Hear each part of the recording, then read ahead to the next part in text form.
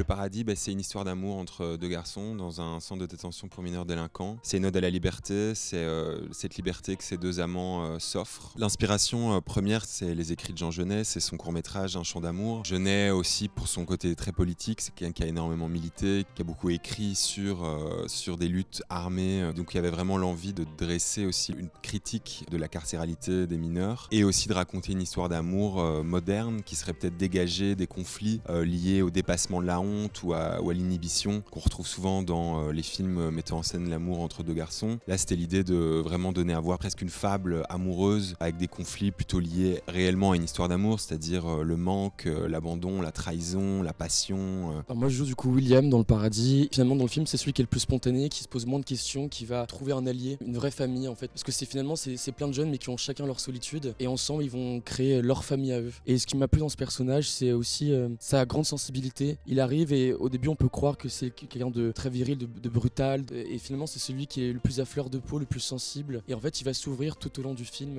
avec la présence de Joe. Au début du film on est plus dans la perspective de Joe, peut-être du coup ce côté un peu plus mystérieux. Au fur et à mesure du film ils vont vraiment lier cet amour ensemble. On va plus découvrir finalement cette nouvelle virilité, masculinité. Je trouve à l'image de notre jeunesse qui se pose moins de questions, à une masculinité alternative. Wolf and Dog is a story about these two friends, Anna and Luis, and the way they are navigating their teenage years in this island with a very conservative and more religious type of culture and environment. And both characters are queer, so I think the movie is about this coexistence between spirituality and queerness. Anna, I think she's very hardworking because she kind of was forced to.